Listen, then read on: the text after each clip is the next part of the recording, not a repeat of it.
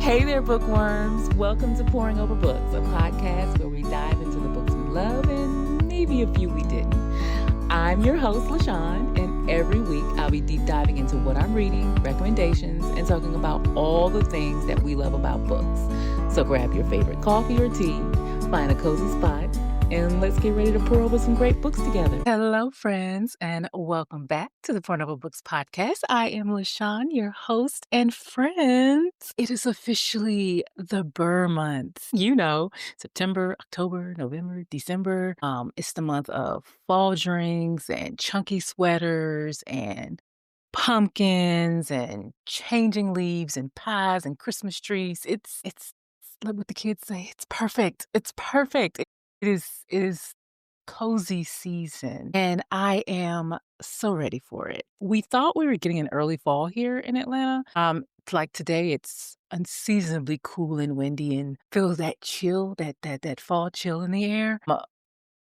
And I think we're going to keep it like this for a week or two, but it could change at any minute. Friday, we had 90-degree temps, but I have been enjoying the cool running weather when I do my long runs. Yesterday on my long run, it stayed in the 60s the whole time, and it was glorious, glorious. Anyway, since it is cozy reading season, I wanted to give those of us who love a good cozy reading season, a good cozy book, a few options to add to your TBR, but make them backlist. So these are not new releases. These are not books you're going to have to be on a struggle bus for at your library for the TBR.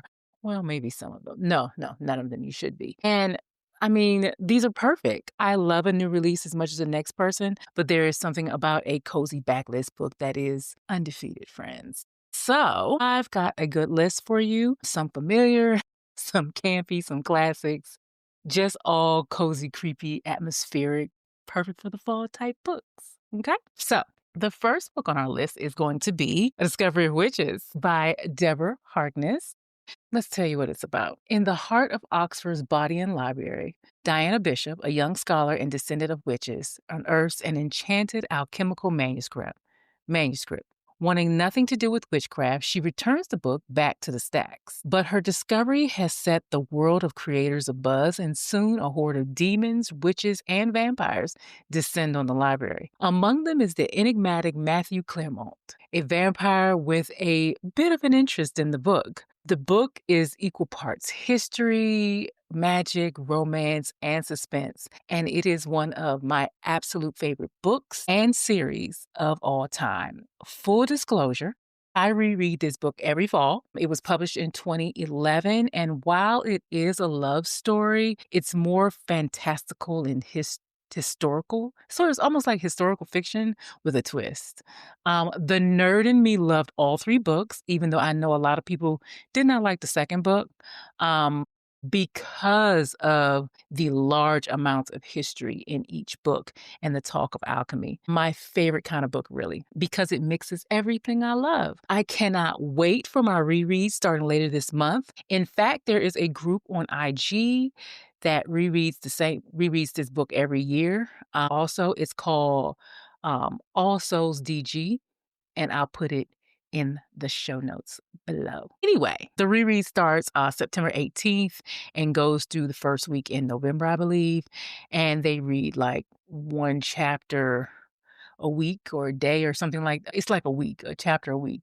Because it's not really that dense it's a thick book, but it's not, it depends on how fast you read. But they give you plenty of time to read it. And, it's a great, if you want a community, if you want to read it with other people, because it's always fun, always fun. Anyway, our second book is Anne of Green Gables by L.M. Montgomery.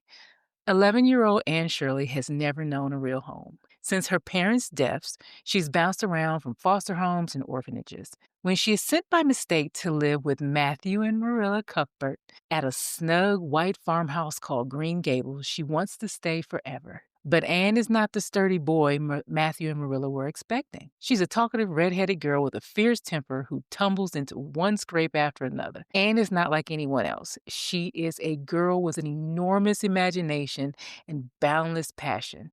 All she's ever wanted is to belong somewhere, and the longer she stays at Green Gables, the harder it is for anyone to imagine life without her. Yes, technically, this is a children's book, but hear me out. This is the first book in a series, and it starts with Anne as a child just coming to Green Gables, and the series follows her as she grows into an adult. And has one of the best lines about fall when Anne says, "I am so glad to live in a world where there are Octobers." That alone should make you want to read it. I'm just saying. I'm just saying. The third book on my list is going to be any Agatha Christie book, really. But let's start with Murder on the Orient Express. In Murder on the Orient Express, world-renowned detective Hercule Poirot faces one of his most baffling cases when American millionaire Samuel Ratchet is found murdered in his locked cabin. Trapped by a snowstorm, Poirot must uncover the killer among a train full of intriguing suspects, each hiding secrets and lies. As the investigation deepens, a shocking truth about justice and revenge is revealed. This is really the most popular of her books, I think, and one of the books that has the most versions for the screen. I think it's been made into a movie lots of times, and it's been on PBS. It's been everywhere. Personally, I like Death on the Nile better, but this one is fun too. And it's a great place if you want to start with Agatha Christie during cozy reading season. The next book on my list is Interview with a Vampire by Anne Rice. Y'all, I personally will tell you that the sequel, The Vampire Lestat, is the better book, but you have to get to the background. You have to get all the background information by reading Interview with the Vampire first, and then go watch the series on AMC. It's the best. I mean, the best representation of her books like ever. Okay, let's start over. Our fourth book is Interview with the Vampire by Anne Rice. Personally, I will tell you that The Vampire Lestat is the better book, but you have to start with Interview with the Vampire first. You have to get all the background information in order to enjoy The Vampire Lestat more, and then go watch the series on AMC. It is excellently done. It is the best. It's excellently done. Don't ever watch the movie, ever in life. Anyway, this story, The Interview with the Vampire, starts when a vampire is telling his story to a reporter about how he became a vampire in 18th century Louisiana, New Orleans in particular. This is classic Anne Rice, and you need this one because you need to read all the spinoffs that come after it from all the characters you meet in the book. I mean, the movie for Queen of the Dam was terrible, but the book is excellent and it is a must read. The Vampire Armand and Merrick, I could just go on and on and on, but these books will keep you entertained and keep you like saying, "Oh my goodness," throughout the whole fall season. Is the perfect series just to fall into. And you don't have to really read them in order, even though, like I said, please read Interview with the Vampire and The Vampire Lestat before you read any of the others. At least read those two. Actually, there's a couple in between. But anyway, just read it like that. The fifth book I want to recommend for this fall reading season is If It Makes You Happy by Julia Olivia. Let's see. When Michelle moves to small town Cooper Run, Vermont, to take over her mom's dream bed and breakfast for 3 months, she didn't think it was going to be easy, but she thought it would be a good place to heal after her divorce. But her scones are trash, and so is her small talk, according to her next door neighbor, Golden Boy, single dad, and hot baker, Cliff. But Cliff knows what she needs, and he sets out to help her as her 3 months come to an end, and she and Cliff become more than friends. What on earth will she do when it's time to leave? Listen, I read this book last year before it was traditionally published this fall, and this book is literally like a warm fall hug. It is literally if Harry met Sally, met Gilmore Girls, met You've Got Mail, and they had an orgy and had a baby. That's the only way I can think to describe it. It is pure 90s nostalgia, and I loved, loved this book. And it is perfect if you are looking for a fall coded romance. The next book that is on my list is Lone Woman by Victor LaValle. Okay, I had to decide how to describe this book without giving away the spoilers or the details because the description that the publisher gives you will spoil it. So I'm just going to go with this one line from the book. Adelaide Henry carries an enormous steamer trunk with her wherever she goes. It's locked at all times because when the trunk opens, people around Adelaide start to disappear. That's all I'm going to give you. Typically, historical horror is not my lane, but the opening of this book was so strange and intriguing and eerie that I could not put it down. I was riveted. And I love that there were people of different races and ethnicities and queerness. And there are several twists that I didn't see coming until they were right there in front of me. And yeah, it's the perfect spooky read. And that's all I'm gonna give you. Just go get it. The last book that I'm going to add to our Burr TBR is Twilight. Yes. Listen, I don't care. I don't care. I don't care.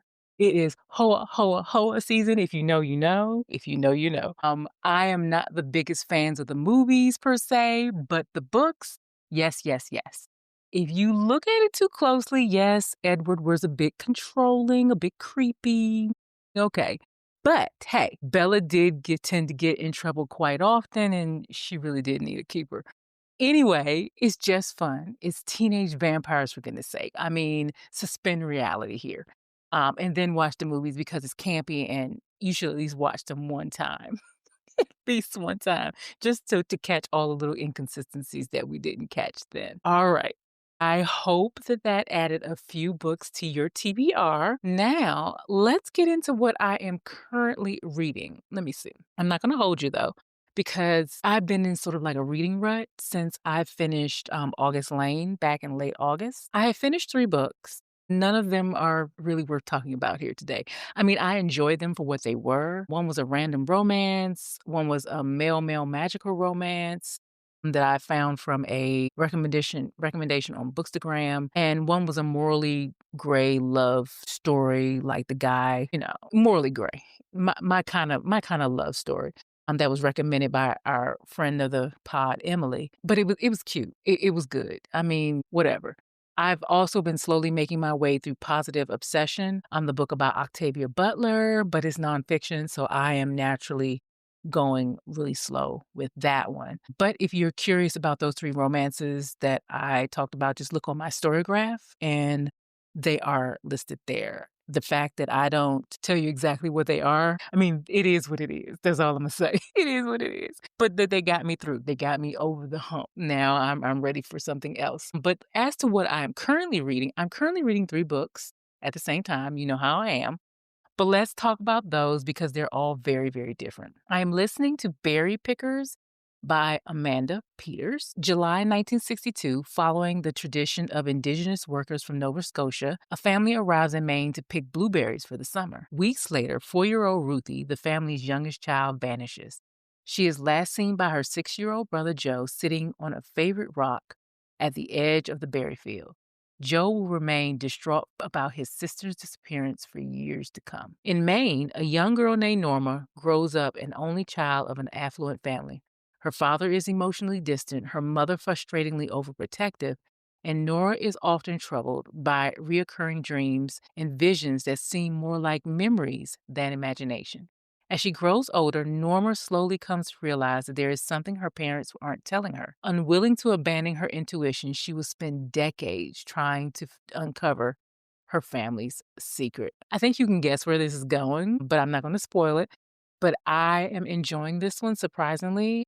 I listened to a lot of it on my long run on Sunday, and I will have a review about that one for you soon. The second book that I'm reading is Catabasis by R.F. Kuang. Yes, sue me. I know I said I wasn't going to read it. I know I gave all the reasons, and I still wasn't. But I listened to the Book Riot podcast, I think it was last week or the week before last, and they were reviewing it, talking about it. And I admit I was intrigued. Plus, a book friend of mine was reading it and she was enjoying it. And sometimes we like the same book. So I was like, okay.